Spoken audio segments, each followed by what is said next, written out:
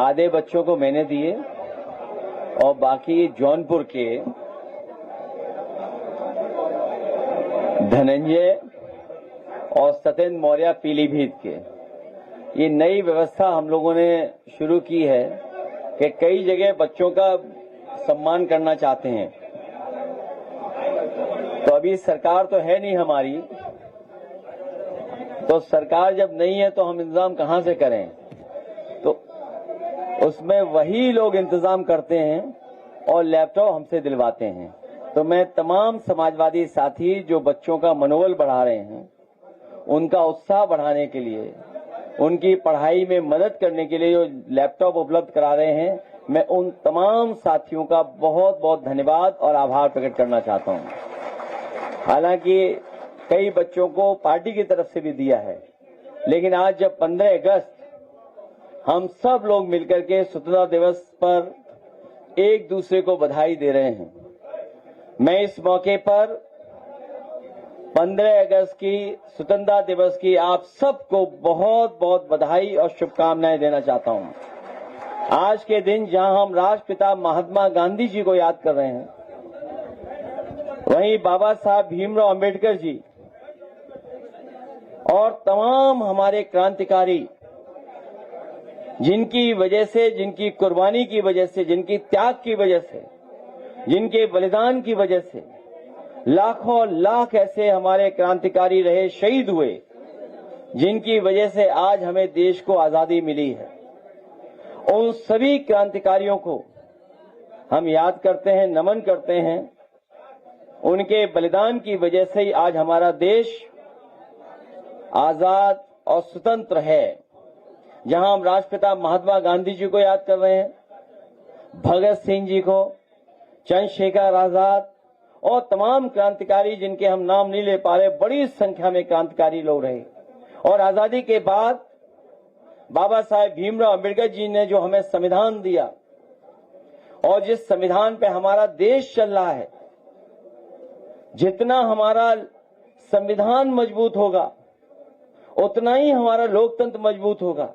और जितना हम आप सब लोग लोकतंत्र को मजबूत करना चाहते हैं, उन्हें सबको, हम सबको मिलकर के संविधान को भी मजबूत करना है। तो जहां बाबा साहेब भीमराव अम्बेडकर जी को याद कर रहे हैं, वहीं डॉक्टर राम मनोहर लोहिया, आचार्य नरेंद्र देव, जयप्रकाश जी और नेताजी, जिन्होंने हमें आपको समाजवादी आंदोलन दिया है, जहां हम 15 अगस्त को देश खुशहाल हो, तरक्की करे, दुनिया में हमारा देश भी आगे बढ़ता हुआ दिखाई दे, विकसित भारत बने, किसान खुशहाल हो, हर नौजवान को नौकरी रोजगार मिले, हमारे व्यापारी भी तरक्की करें और कम से कम दुनिया के व्यापार में अपना स्थान बनाएं। ये आज हम सब लोग संकल्प लेते हैं, और संकल्प ये भी लेते हैं, आज स्वतंत्रता दिवस के दिन हम लोग संविधान को मजबूत करेंगे, और संविधान मजबूत करने के लिए कोई भी त्याग करना पड़ेगा तो हम लोग त्याग करने के लिए तैयार रहेंगे। आज जब अखबार उठाया हम लोगों ने, तो अखबारों में बहुत सारे विज्ञापन आए हैं, और विज्ञापनों में जो एक विज्ञापन सबसे प्रमुखता से छपा है, वो सरकार बता रही है पर कैपिटा इनकम। पहले पर कैपिटा इनकम क्या थी और आज पर कैपिटा इनकम क्या है, प्रति व्यक्ति आय पहले क्या थी और आज प्रति व्यक्ति आय क्या है। सरकार बता रही है कि उन्होंने दुगनी तरक्की की है, लेकिन सच्चाई कुछ और है। वहीं हमें पीछे मुड़ के ये भी देखना है कि अगर हम पर कैपिटा इनकम की बात कर रहे हैं, प्रति व्यक्ति आय की बात कर रहे हैं, तो दुनिया में जो खुशहाल देश हैं, तरक्की किए हुए देश हैं, जिनकी अर्थव्यवस्था हमारे आसपास है, हमसे आगे है, वहां पर प्रति व्यक्ति की आय क्या है। अगर हम तुलना करें तो हमारा भारत देश कहीं भी टिकता नहीं, कहीं भी दिखाई नहीं देता है। इसलिए आज जब हम आजादी का त्योहार मना रहे हैं, तो हमें ये भी चुनौती स्वीकार करनी पड़ेगी कि जिस तरीके से दुनिया में देश तरक्की किए हैं, उसी तरीके से हमारा देश भी तरक्की करे और हमारा देश भी खुशहाल हो। और खुशहाली के लिए सबसे ज्यादा जरूरी है कि हमारा किसान खुशहाल हो, हमारी खेती बाड़ी अच्छी हो, पैदावार अच्छी हो, हमारे किसान के खेतों तक पानी पहुंचे, समय पर बीज मिले, समय पर उसे खाद उपलब्ध हो जाए, समय पर कीटनाशक दवाइयां मिल जाएं और समय पे ही जब पैदावार तैयार हो जाए तो उसे कीमत मिल जाए। लेकिन दुख के साथ कहना पड़ रहा है कि आजादी के इतने वर्षों के बाद भी सबसे ज्यादा गरीब और सबसे ज्यादा तकलीफ परेशानी में और चिंता का विषय अगर किसी के सामने है तो हमारे किसानों के सामने है। जहां हम पर कैपिटा प्रति व्यक्ति आय की बात कर रहे हैं, वहीं हमें करोड़ों परिवारों को राशन देना पड़ रहा है। दुनिया में शायद कोई देश ऐसा नहीं होगा जहां पर इतना राशन देना पड़ रहा हो हमारे गरीबों को, लेकिन हमारे भारत में और खासकर उत्तर प्रदेश जो सबसे बड़ा प्रदेश है, बड़ी संख्या में हमें राशन देना पड़ रहा है। और मिलावट तो ऐसी हो रही जिसकी हम कल्पना नहीं कर सकते। जहां मिलावट के लिए सरकार काम करना चाहती है, वहीं सरकार खुद पेट्रोल में मिलावट करा रही है। पेट्रोल डीजल की भी कीमतें बढ़ रही हैं। हमारी विदेश नीति के कारण हमारी अर्थव्यवस्था भी चौपट हो रही, महंगाई का भी सामना करना पड़ रहा है। न केवल महंगाई का सामना करना पड़ रहा है, धीरे धीरे हम देख रहे हैं हमारी शिक्षा व्यवस्था भी चौपट हो गई है। कहीं दुनिया में प्राइमरी स्कूल बंद नहीं हो रहे होंगे। जो विकसित देश हैं वो आज भी पढ़ाई पे ध्यान दे रहे हैं, स्वास्थ्य पे ध्यान दे रहे हैं, इलाज पे ध्यान दे रहे हैं, दवाइयों पे ध्यान दे रहे हैं कि उनकी जनता को सही शिक्षा और सही स्वास्थ्य मिल जाए। वहीं जब हम देखते हैं सबसे ज्यादा प्राइमरी स्कूल अगर कहीं बंद हुए तो उत्तर प्रदेश में 26,000 प्राइमरी स्कूल बंद कर दिए गए और पूरे देश का आंकड़ा जो बताता है वो है 1 लाख के लगभग प्राइमरी स्कूल बंद हो गए हैं। सोचिए, प्राथमिकता में जो सबसे जरूरी चीज है, आजादी के बाद अगर हम पढ़े लिखे होते हमारा देश और खुशहाली के रास्ते पे जाता। लेकिन आज जो सत्ता में सरकार है वो हमारे शिक्षा पर भी सबसे ज्यादा संकट पैदा कर रहे हैं। और स्वास्थ्य विभाग तो ऐसा है जिसको खुद ही इलाज की जरूरत है। पूरा स्वास्थ्य विभाग जाने कैसा हो गया है। पहले तो अस्पताल में डॉक्टर नहीं, और डॉक्टर मिल भी जाए तो दवाई नहीं, सीएससी पीएससी पे कोई पूछने वाला नहीं है। और जिला अस्पतालों का हाल तो आप सब जानते ही होंगे क्या हाल हो गया है। कहने को तो मेडिकल कॉलेज बना रहे हैं, बड़े बड़े मेडिकल कॉलेज, लेकिन मेडिकल कॉलेज में जो पढ़ाने वाले प्रोफेसर होने चाहिए, जो असिस्टेंट प्रोफेसर होने चाहिए, जो लैब टेक्नीशियंस होने चाहिए, जो और पढ़ाई कराते हैं वो है ही नहीं उपलब्ध। और उसका परिणाम है कि जिस क्वालिटी के, जिस अनुभव के साथ हम लोग डॉक्टर तैयार करना चाहते हैं, शायद हम डॉक्टर भी तैयार नहीं कर पा रहे हैं। और उसका परिणाम यह है कि कई बार हम लोगों को जानने को मिलता है, अखबारों में पढ़ने को मिलता है कि दवाई सही न देने की वजह से या दवाई समय पर न मिलने की वजह से, इलाज समय पर न मिलने की वजह से हम अपने परिवार के सदस्य को खो देते हैं। ये जहां इलाज दवाई का इंतजाम इन्होंने बर्बाद किया है, वहीं आप देख रहे होंगे कि एम्बुलेंस भी अब समय पर नहीं पहुंच रही है। आज ही तस्वीर भी आई अखबारों में और कल से सोशल मीडिया पे वो वीडियो भी चल रहा है, जहां कभी अटल बिहारी वाजपेयी जी का गांव जिसको कहा जाता है बाहा क्षेत्र में, वहां उस गर्भवती महिला को सोचिए चारपाई पे ले जा करके अस्पताल तक पहुंचाने का काम कर रहे हैं लोग, घर परिवार के लोग वैसे चारपाई पे लेकर के जा रहे हैं। सोचिए, क्या कल्पना कर सकते हैं जहां हम सैटेलाइट, ड्रोन, मिसाइल्स इनकी बात कर रहे हो या बड़ी बड़ी बातें कर रहे हो हम लोग, वहीं पर सोचिए इंफ्रास्ट्रक्चर क्या है हमारा इंफ्रास्ट्रक्चर कितना खराब है कि गरीब को हम एम्बुलेंस भी उपलब्ध नहीं करा पा रहे हैं, अस्पताल तो दूर रहे। न केवल ये बल्कि शहरों में कूड़ा देखो कितना है। जिस सरकार ने कहा कि सबसे पहले हम सफाई करेंगे, देश के प्रधानमंत्री से लेकर के बड़े बड़े लोगों ने झाड़ू उठाया था, आज पीछे मुड़कर के देखो कूड़ा ही कूड़ा दिखाई दे रहा है। हर जगह कूड़ा है, चाहे शहर हो गांव हो, भंडार लगा हुआ कूड़ों का, कूड़ा हटा नहीं पा रही है सरकार। और तहसीलों की व्यवस्था क्या है सोचिए आप, तहसील की व्यवस्था क्या है सोचिए आप। तहसील से लेकर के थाना और पुलिस, इतनी खराब पुलिस कभी नहीं होगी जो इस सरकार में हो गई है। पूरी पुलिस न जाने क्या काम कर रही है। जो सरकार लॉ एंड ऑर्डर का दावा कर रही है वो आंकड़ों में तो नहीं दिखाई दे रही है, लेकिन टीवी अखबारों पे तो दिखाई दे रही है। और उसका कारण यही है कि पॉलिटिकल मेकअप के लिए, पॉलिटिकल अपना फेस साफ रखने के लिए सबसे ज्यादा बजट दिया जा रहा है हमारे प्रेस के साथियों को। जो यहां बैठे हैं शायद उनको नहीं मिल रहा है, जो यहां नहीं है उनको बड़े पैमाने पर मिल रहा है। अभी तक शायद देश में किसी सरकार ने इतना प्रेस को पैसा नहीं खर्च किया होगा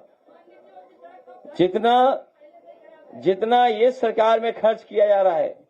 कुछ अनपढ़ लोग भी आए हुए हैं, मैं उनका भी धन्यवाद देता हूं।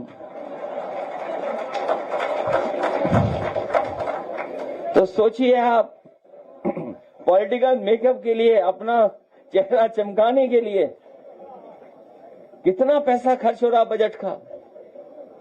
250-300 करोड़ से शुरू हुआ और सुनने में आ रहा है कि इस वर्ष में लगभग 2000 करोड़ रुपए दिया गया है विभाग को। सोचिए, इतने वर्षों से लगातार बजट बढ़ता चला जा रहा है। हमारे दाना गाना वालों के लिए बजट बढ़ रहा है, लेकिन जो बेसिक चीजें पढ़ाई, इलाज, उसके बजट में लगातार कमी करते जा रही सरकार। और सोचिए क्या मना रहे हैं ये लोग। ये स्वतंत्रता दिवस नहीं मना रहे थे कल। सोचिए क्या त्योहार मना रहे थे ये लोग कल। ये भारतीय जनता पार्टी के लोग विभाजन विभीषका दिवस मना रहे थे। सोचिए, ये स्वतंत्रता दिवस की नई तैयारी कर रहे थे। ये मना रहे थे पूरी भारतीय जनता पार्टी, और भारतीय जनता पार्टी के साथ साथ उनके संगी साथी, अंडरग्राउंड लोग, अनरजिस्टर्ड लोग जो दिखाई नहीं देते हैं, वो लोग मना रहे थे विभाजन विभीषका दिवस। और वो इसलिए मना रहे थे कि उनके लिए विभाजन ही उत्सव है। उन्होंने आजादी की लड़ाई में योगदान दिया हो न दिया हो, लेकिन विभाजन में योगदान जरूर रहा है उनका। और भाजपाई और संगी साथियों का लक्ष्य विभाजन था, यही उनकी उपलब्धि है। इसीलिए आज भी वो विभाजन का ही त्योहार मना रहे हैं। और विभाजन उनका आजादी से पहले भी लक्ष्य था, और विभाजन आजादी के बाद भी है उनका कार्यक्रम। और आज भी अगर हम लोग देखें तो विभाजन ही उनका कार्यक्रम चल रहा है। इसलिए उनसे, ऐसे लोगों से बहुत सावधान रहना पड़ रहेगा। और इसलिए मना रहे हैं, इसलिए सेलिब्रेट कर रहे हैं, इसलिए खुशियां मना रहे हैं, क्योंकि स्वतंत्रता दिवस में उनका कोई योगदान नहीं था। अगर उनका योगदान रहा हो तो जरूर उसके लिए वो उत्सव मनाते। कहते हैं कि उनमें बहुत सारे लोग मुखबिर थे, मुखबिरी किया करते थे। तो जो अंडरग्राउंड हैं, तो वो सोचो कैसे उत्सव मना पाएंगे। वो अंडरग्राउंड ही काम करते थे, पहले भी अंडरग्राउंड काम करते थे और आज भी वो अंडरग्राउंड रह करके ही काम कर रहे हैं। और जब कभी उनसे स्वतंत्रता दिवस की बात करो या स्वतंत्रता की, तो कई बार देखने को मिलता है कि वो मुंह फेर लेते हैं। जिन्होंने तिरंगा का कभी सम्मान न किया हो, जिन्होंने तिरंगा का कभी सम्मान न किया हो, वो आज तिरंगा लेकर के यात्रा निकाल रहे हैं। सच्चाई तो यह है, भाजपा और आजादी विलोम है, एक दूसरे के विपरीत हैं।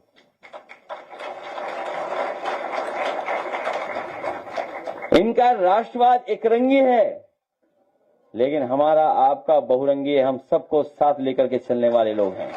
हम लोग समाजवादी हैं। और सच्चाई तो यह है कि तिरंगे से इनको कोई लेना देना नहीं है।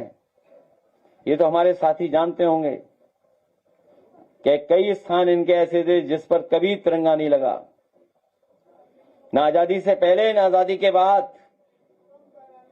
लेकिन इधर सुना है थोड़ा बदलाव किया है उन्होंने। जिस तरीके से आधे को फुल कर लिया इन्होंने, इसी तरह कुछ बदलाव किया है। जो भाजपाई घर घर तिरंगा कार्यक्रम चला रहे हैं, जो अनरजिस्टर्ड लोग हैं, सच्चाई तो ये है इनको मन मन तिरंगा कार्यक्रम चलाना चाहिए। घर घर तिरंगा वाले कार्यक्रम चलाने वाले लोगों को, जिन्होंने कभी तिरंगे का सम्मान नहीं किया, उन्हें कम से कम मन मन तिरंगा कार्यक्रम चला करके एक बार दोबारा उन्हें साबित करना चाहिए कि वो जिस तरीके से आम जनता राष्ट्रवादी है वैसे वो भी हैं। इसलिए इन लोगों से बहुत सावधान रहना पड़ेगा हम लोगों को। और जब आज अखबार देखते हैं तो पहले तो पीने के पानी का ऐड आता था, अब सुनने में आ रहा है कि अपने कमरे की हवा साफ करने वाली भी मशीन का आ गया है। अगर आज अखबार खोल के देखोगे आप तो पहले पानी पीने का साफ कैसे पानी उपलब्ध होगा, जीरो बैक्टीरिया कैसे होगी, या पानी के जो पैरामीटर्स होते हैं वो कैसे बेहतर होंगे, उसके लिए ऐड आता था, विज्ञापन आता था। अब तो सोचिए विज्ञापन आ रहा है कि आपको अगर अपने कमरे में हवा साफ चाहिए तो उसके लिए भी मशीन खरीद लो। सोचिए हमारी कितनी प्रदूषित हो गई है हवा। मिट्टी का क्या हाल है, पानी का क्या हाल है, नदियों का क्या हाल है। ये सरकार कहती थी हम मां गंगा को साफ कर देंगे। मां गंगा में कोई सफाई नहीं हुई। जैसे पैरामीटर्स पहले थे वैसे ही दिखाई दे रहे हैं। और सच्चाई तो यह है कि पहले से ज्यादा पॉल्यूशन बढ़ गया है। और आज जब अखबार देखा है तो सुना है कि गोमती को भी ये साफ करना चाहते हैं। जिस गोमती को हम लोग साफ कर रहे थे, और एक उदाहरण पेश किया था कि शहर के अंदर कैसे नदी साफ बहती है, सुनने में आया कि अब वो नदी साफ करना चाहते हैं। और तब जब कितने दिन बचे हैं बताओ आप। अगर 15 अगस्त आज हम लोग जब स्वतंत्रता दिवस मना रहे हैं तो इस महीने के 15 दिन, अगले महीने के 30 दिन, फिर 30 दिन, फिर 30 दिन, तो कितने बचे दिन। और 2027 में तो अलग तरह का माहौल होगा। तो अब तो बहुत कम दिन बचे हैं हम लोगों के लिए, आपके लिए। और अभी अभी तो हम लोगों ने इन्हें हराया है, लोकसभा में इन्हें हराया हम लोगों ने। और लोकसभा की अगर गिनती करने विधानसभा में, तब भी हम लोगों ने हराया हुआ। इसलिए घबराए हुए लोग हैं ये, और घबराए इतने हुए हैं कि इनकी भाषा देखिए, भाषा कैसी है इनकी भाषा देखिए। और भाषा इसलिए भी बिगड़ी हुई है क्योंकि इनकी भ्रष्टाचार की पोल खोल रही है जनता। कोई कल्पना कर सकता है कि कानपुर और लखनऊ एक्सप्रेसवे बरसात में ही ढह गया हो। पहली बरसात में ही ढह गया, सोचिए आप। अब पत्रकार साथी भी गिनते हैं गड्ढे। कभी इनकी खबर आती है कि 20 गड्ढे हैं, कभी कहते हैं 40 गड्ढे हैं, कभी बताते हैं 80 गड्ढे हैं। और सोचिए पानी किससे सुखाया जा रहा है बारिश में, पंखा चला करके। किसको बेवकूफ बना रहे हैं सोचिए आप। 63 किलोमीटर की सड़क 4000 करोड़ से ज्यादा की। हिसाब किताब लगाओ, बताओ कैसे सड़क में क्या क्या किया हुआ इन्होंने। ये तो है 63 किलोमीटर की सड़क, लेकिन गोरखपुर लिंक भी है, वो 7000 करोड़ की बनी है, 90 किलोमीटर। सोचो उसका क्या हाल हुआ होगा, उसमें कितनी सफाई हुई होगी, कितनी जेब भरी हो गई होगी।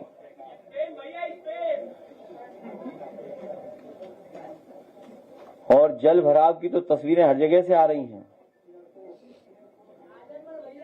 अभी तक तो हम लोग सोचते थे कि गोरखपुर में ही नाव चलती है केवल, लेकिन अब तो नए एयरपोर्ट पे भी नाव में ही चलेगी, नाव पे ही चलना पड़ेगा।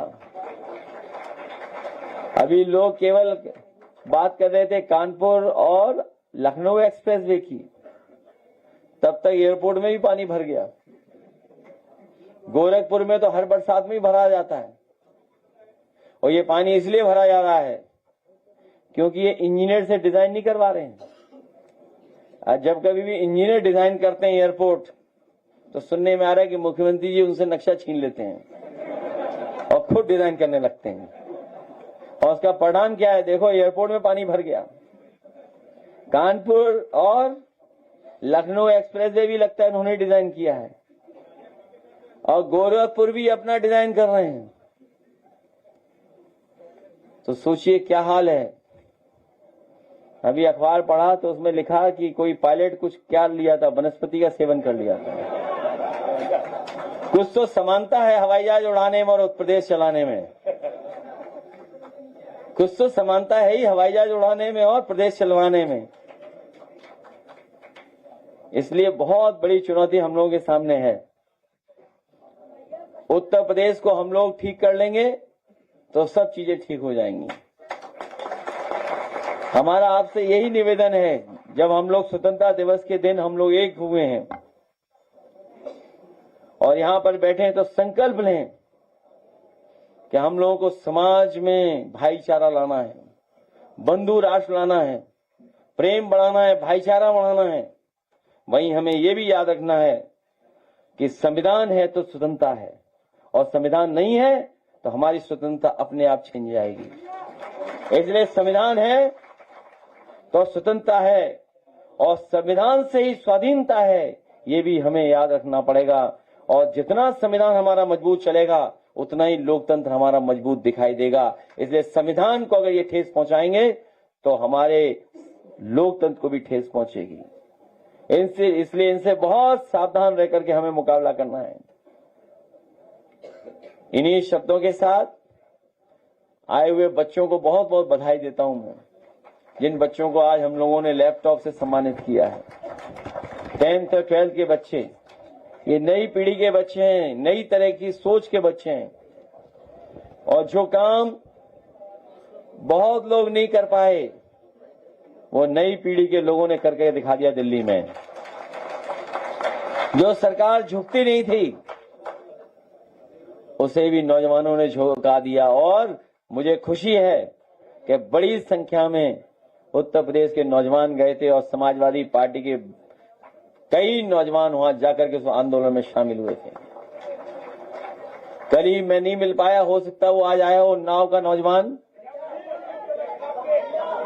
अरे रुक जाइए, वो तुम नहीं, दूसरा।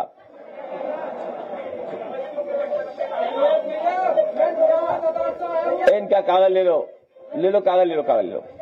इसलिए आप सबको मैं बधाई देता हूं।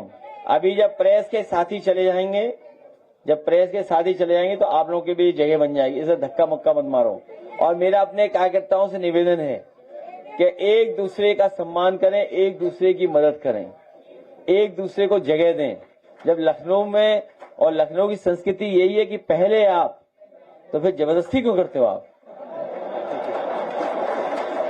ये लगता है बीजेपी की सरकार में सब भूल गए पहले आप वाली बात। इसलिए अगर पहले आपका सम्मान करोगे या पहले आपकी बात करोगे तो सबको स्थान मिल जाएगा। और पीडीए की लड़ाई और सामाजिक न्याय के राज की स्थापना की लड़ाई हम लोग लड़ते रहेंगे। जो काम समाजवादियों ने किए वो नहीं कर पाए, इनका हर काम खराब हो गया, लेकिन आपका कोई काम खराब नहीं हुआ है। मेट्रो वैसे ही चल रही है, एक्सप्रेसवे भी वैसे ही चल रहा है, और एक मंत्री था जिसने गड़बड़ किया था, शायद सरकार ने उसे हटा दिया। उसे पूरी सड़क बनानी थी, लेकिन सुनने में आया कि पैच वर्क कर करके पूरा माल निकाल दिया। आगरा लखनऊ एक्सप्रेसवे बताओ कब बना था? 16 में तब उद्घाटन हुआ था, जिसपे हवाई जहाज उतरे थे। और अगर इनकी सड़क पे हवाई जहाज उतर दो तो क्या होगा हवाई जहाज का? या सड़क चली जाएगी या हवाई जहाज ही चला जाएगा। और एम्बुलेंस आज भी समाजवादियों की देन है। सोचिए कैंसर इंस्टीट्यूट, जहां बड़े पैमाने पे गांव-गांव कैंसर फैल रहा है। जब मैंने पानी की बात की, वो इसलिए पानी की बात की, हवा की इसलिए बात की, या खेती की जमीन मिट्टी की इसलिए बात की, नदियों की इसलिए बात की, क्योंकि एक स्टडी कहती है कि पॉल्यूशन की वजह से भी कैंसर हो रहा है। हमारा पानी शुद्ध नहीं है, खाने का सामान या खाने की चीजें शुद्ध नहीं है, इसलिए भी कई बार हमें कैंसर का सामना करना पड़ रहा है। और जिस तरह से कैंसर के आंकड़े आ रहे हैं, बड़ी संख्या में आबादी में कैंसर फैल रहा है। समाजवादी सरकार में कैंसर इंस्टीट्यूट बना था, रिसर्च इंस्टीट्यूट बनी थी। सुनने में आया कि उसमें 24 ओटी थे, ऑपरेशन थिएटर रूम 24 थे। इस सरकार ने 24 में एक भी नहीं चला पाए, 24 के 24 बंद पड़े हुए हैं। केवल अपने पार्टी के नेता की वहां लगा दी प्रतिमा, उसके अलावा कोई काम नहीं किया। तो अस्पताल की व्यवस्था खराब कर दी, एम्बुलेंस की व्यवस्था खराब कर दी, दवाई है नहीं, इलाज है नहीं, और आए दिन खबर मिलती है कि अस्पतालों का क्या हाल है।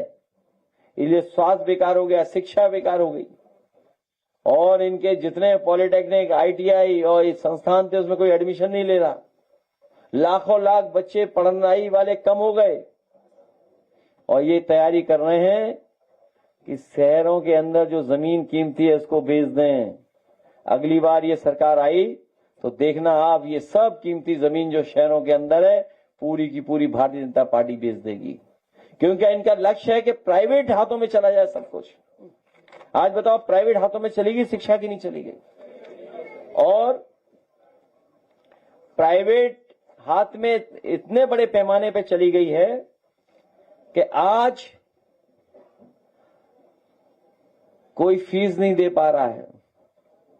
और फीस का जो इन्होंने कहा था कि हम संतुलन बनाएंगे, बताओ प्राइवेट स्कूलों की फीस कितनी है?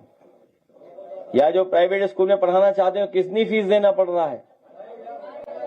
केवल प्राइमरी, हायर सेकेंडरी या इंटरमीडिएट नहीं, बल्कि अगर इंजीनियरिंग और मेडिकल कराना चाहोगे तो सोचिए कैसी है पढ़ाई, कितनी महंगी है।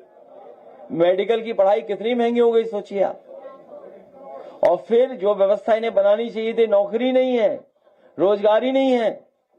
जब दुनिया एआई पे काम कर रही थी तब ये सो रहे थे, सोचिए आप। जब एआई पर काम चल रहा था तब ये सो रहे थे।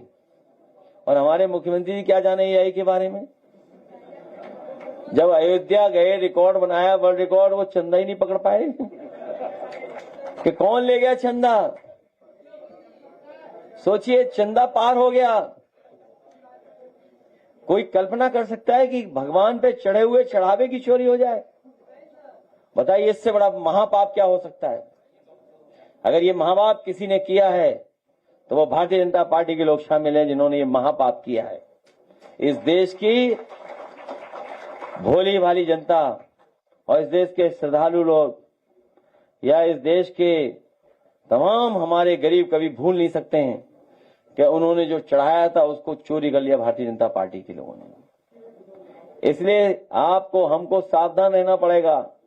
जो भगवान के चढ़ावे की चोरी कर सकते हैं, वो बताओ सड़क के काम की चोरी क्यों नहीं कर सकते? दवाई में चोरी क्यों नहीं कर सकते? तहसील में क्यों चोरी नहीं कर सकते? पुलिस की चोरी क्यों नहीं कर सकते? इसलिए अब समय कम बचा है हम लोगों के लिए। हम लोगों की अपनी तैयारी पूरी रखनी है। बहुत कम दिन बचे हैं, अब चुनाव शुरू हो गया एकदम, बट टिकट तय करनी है। चुनाव कुछ नहीं बचा, लेकिन अपने साथियों, हमें हर स्टेटमेंट से बचना है। कोई भी ऐसा स्टेटमेंट नहीं आए जिससे बीजेपी कुछ लाभ उठा ले। इसलिए आने वाले समय में हम लोग तय करेंगे, एक पर्चा छपवा देंगे सबके लिए, छोटे से लेकर बड़े नेता के लिए, कि भाई इसी को बोलना, इसके अलावा हम तो बोलना कि भाई किसान की खाद, किसान की डीएपी, नैनो से कोई लाभ नहीं, एम्बुलेंस चल नहीं रही, डायल 100 बेकार कर दी, एक्सप्रेस वे बेकार कर दिए, आरक्षण लूट लिया। हमने तो किताबें छपवाई थी, सोचिए आप। बताओ, नौकरी की किताबें छपी कि नहीं छपी हम लोगों ने? और हर विभाग में कैसी लूट हुई वो भी छापा। इसलिए अपने नेता, छोटे बड़े कार्यकर्ताओं से भी एक किताब दे देंगे, एक पन्ना दे देंगे, इसी को पढ़ो, इससे ज्यादा इधर उधर मत देखो, क्योंकि ये पत्रकार साथी भी आपके नहीं है कभी कभी। याद रखना, जब बुरा वक्त आएगा एक भी पत्रकार साथी आपके साथ खड़ा दिखाई नहीं देगा, याद रखना आप। जब कभी बुरा वक्त आएगा एक भी आपके साथ खड़ा दिखाई नहीं देगा, क्योंकि बहुत सारे लोग दबाव या किसी कारण साथ छोड़ देते हैं, लेकिन हवा चली और बदलाव की हवा चली तो सब आपके साथ दिखाई देंगे। इसलिए 100 दिन बचे हैं बस। अभी जब प्रेस के रुक जाइए, अभी जब प्रेस के साथी चले जाएंगे, रुक जाइए, प्रेस के साथी जब चले जाएंगे तब बहुत से साथियों को जगह मिल जाएगी और आप लोग सीटों पे बैठ जाना। अभी बस प्रेस के साथी 2-4 सवाल पूछेंगे, उसका चले जाएंगे, क्योंकि स्वतंत्रता दिवस का दिन है, आज सवाल जवाब कम हो तो ही अच्छा है।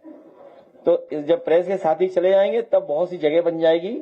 और गाजीपुर के भी हमारे किसान भाई आए हैं जिन्होंने एक बहुत शानदार कार्यक्रम किया था, वो भी हम उनसे भी मिल लेंगे, उसके बाद बहुत जगह बन जाएगी। ये भी सीटें खाली हैं, देखिए अभी आप।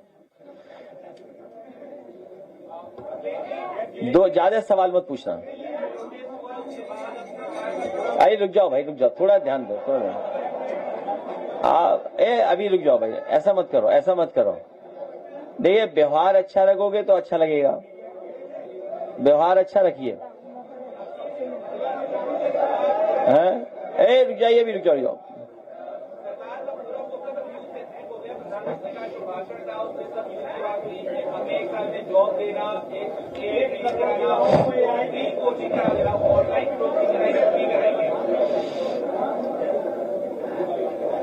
ये नई बातें इसलिए बोली जाती हैं कि पिछली बातों पर सवाल न किया जाए। जो पिछली बातें भूल जाएं, ये समय होता है सरकार को अपना रिजल्ट कार्ड देने का भी, कि पिछले वर्षों में ये फैसले लिए थे, उसके परिणाम ये हैं। अगर केवल हम इन्वेस्टमेंट की बात करें, रोजगार की बात करें, नौकरी की बात करें, तो हर मामले में हम लोग पीछे हैं।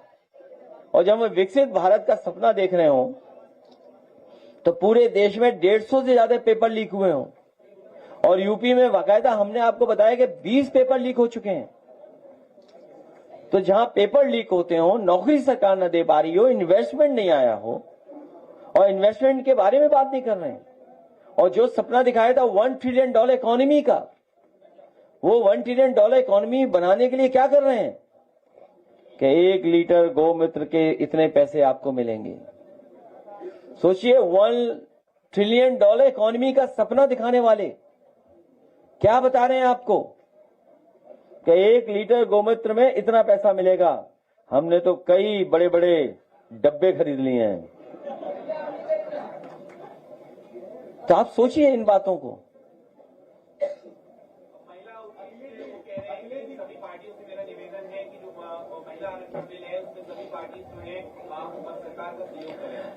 हालांकि मुझे अनपार्लियामेंट्री वर्ड नहीं इस्तेमाल करना चाहिए, लेकिन प्रेस के सामने तो करने में कोई दिक्कत नहीं है। लाल किले से झूठ नहीं बोलना चाहिए।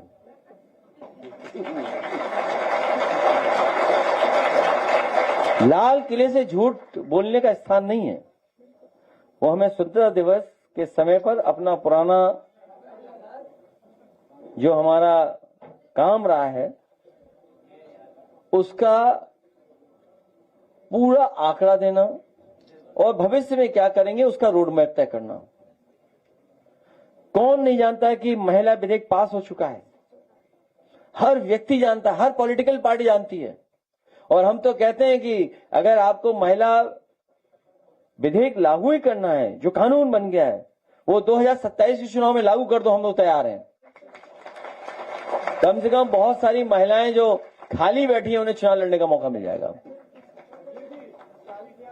आप खुद बताइए, जिस पत्रकार साथी ने मुझे सवाल पूछा, ये क्या महिला विधेयक पास नहीं हो गया, क्या कानून नहीं बन गया?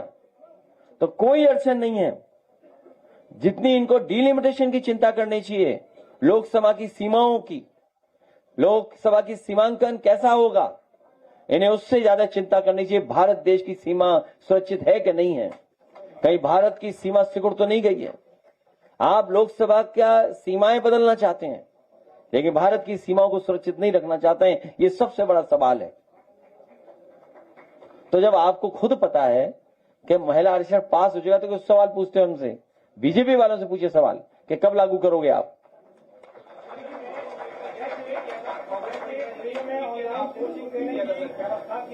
मैं ये परंपरा बहुत गलत है। लोग सत्ता में आते हैं, सत्ता में चले जाते हैं, सत्ता में आते हैं फिर सत्ता से बाहर हो जाते हैं।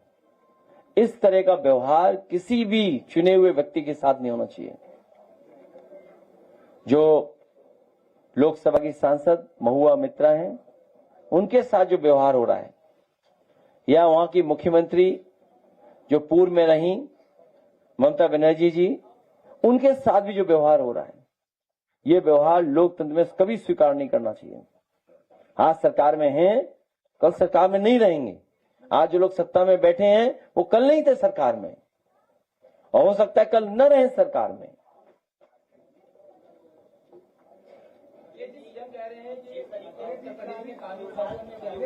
शिवपाल जी ने आपको मुख्यमंत्री और आजम खान जी को गृह मंत्री बनाने वाली बात पर योगी जी ने कहा है कि जो लोग विभाजन के लिए जिम्मेदार थे उनके नाम पर यूनिवर्सिटी बनाने वालों की पैरोकारी करती है समाजवादी पार्टी। मैं एक बात बताऊं आपको, मुख्यमंत्री जी की कोई बात मत मानो।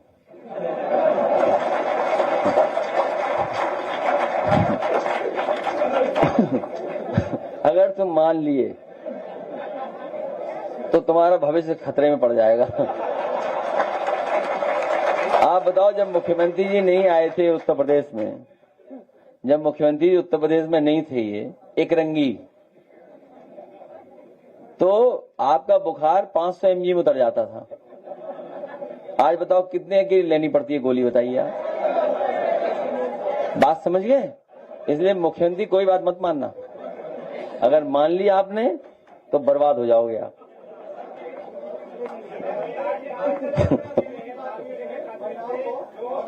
अच्छा ये बताइए, कौन दे रहा है? कब देगी? कब देगी? कब? हमारी सब महिलाएं इंतजार कर रही, कब देंगी? आप भी गलत मत फंसो, नहीं दे रहे हैं, केवल बोल रहे हैं। और अगर देना होता तो 9 साल में क्या दिया बताओ? 1,500 रुपए नहीं दे पाए वो लोग। और आप निकालिए विधानसभा में इसी सरकार ने कहा कि हम 1,500 रुपए देंगे गरीब माताएं बहनों को, बुजुर्गों को। बताओ, जो 1,500 रुपए नहीं दे पाए वो 40,000 रुपए देंगे, 50,000 रुपए देंगे, और वो भी किस्त में देना चाहते हैं कि पहले आधा दे दो फिर बाद में देंगे जब सरकार बन जाएगी। इनकी बात पे कौन भरोसा करेगा? और फिर महापाप का पैसा। और अभी गाना दिखाएंगे आपको, आखिरी गाना, अभी गाना दिखाएंगे। एक किसी ने, हमारी पार्टी के बहुत अच्छे समर्थक ने गाना बना के भेजा है थ्रू AI, और अगर आपको बुरा लगे, खराब लगे तो AI को डांटना। भाई उसने गलत बना दिया गाना, हम क्या कर सकते हैं उसके लिए?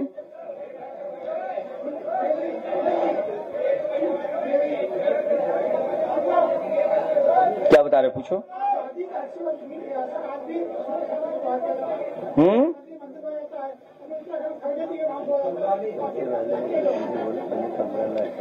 तुम भी मत जाना ना, तुम्हारी भी कुर्सी धोई जाएगी।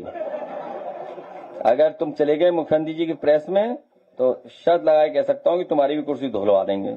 हमारा घर तो धुल ही चुका है। हम मंदिर गए, वहां भी धो दिया उन्होंने। मूर्ति के बगल से मिले तो मूर्ति धो दी। तो इनके अंदर नफरत है। ये रूढ़िवादी लोग हैं, ये बहुत खराब लोग हैं, ये वर्चस्ववादी लोग हैं, ये कभी स्वतंत्रता पसंद नहीं करते, ये संविधान के तहत नहीं चलने वाले लोग हैं, किसी को बराबर की तरह नहीं देंगे, बराबरी नहीं चाहते ये लोग, ये हमेशा भेदभाव के पक्षधर लोग हैं। और अगर आपको पैसा कमाना है तो गौमूत्र इकट्ठा करने लगो।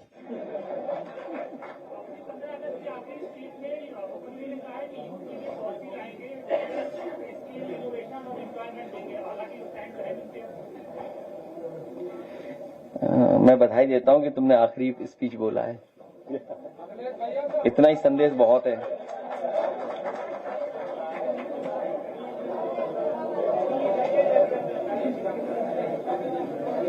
जल्दी पूछिए फिर जाएं हम भी।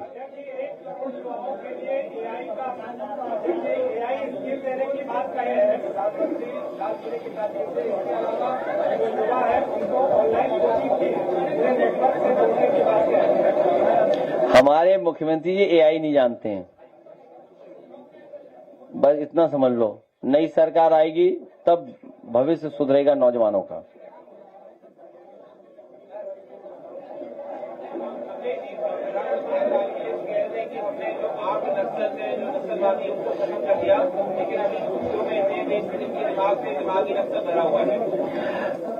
भारत सरकार ये बता दे कि 2014 से पहले क्षेत्रफल क्या था भारत का और आज क्षेत्रफल कितना है।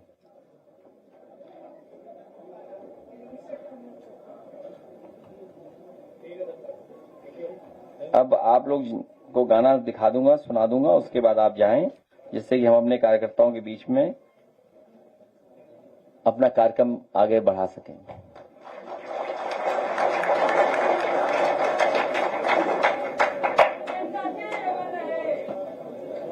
Jain ji, last question. मेरा सवाल ये है कि खबरों में ऐसा देखने को मिल रहा है कि जो वर्तमान की सरकार है महिलाओं को अकाउंट में डायरेक्ट पे करने वाली है, क्या खबरें हैं या अफवाह? मुझे इसकी सर आपके पास क्या विजन है महिलाओं के लिए? अगर आप सरकार में आते हैं तो आप कितना अमाउंट महिलाओं को लाभ होगा? समाजवादी पार्टी ने पहले भी समाजवादी पेंशन महिलाओं को दी थी 500 रुपए प्रति महीना। समाजवादी पेंशन पुनः शुरू की जाएगी बढ़ करके, और अभी अभी तय किया हम लोगों ने, और पिछली बार भी आपको गणित बताया था कि 40,000 रुपए साल अपनी माताओं बहनों को देने का काम समाजवादी सरकार में होगा। और इसलिए क्योंकि 3,000 गुणा 12 36,000, और इतने साल जो नहीं दिया उसका इंटरेस्ट 4,000, तो कितना हुआ? 40,000। जब आप बड़े बड़े उद्योगपतियों का 10 लाख करोड़ माफ कर सकते हैं, सरकार का गरीब जनता का पैसा उद्योगपतियों को दे सकते हैं, तो वही पैसा बचा करके हम अपनी माताओं बहनों गरीबों को बांटने का काम करेंगे। और याद कीजिए, जब लैपटॉप दिया था तो कितने हजार रुपए का था उस समय? लैपटॉप कितने हजार रुपए का था? 30,000 रुपए का था। और कन्या विद्याधन दे रहे थे हम लोग, और 10वां पास बेटियों की मदद कर रहे थे। तो पहले भी दे रहे थे हम लोग, और आने वाले समय में भी हम लोग देने का काम करेंगे, जिससे आधी आबादी का हम लोग सम्मान बढ़ा सकें, उनका स्थान दे सकें और उनको आगे बढ़ाने में सहयोग कर सकें। 2032 के बाद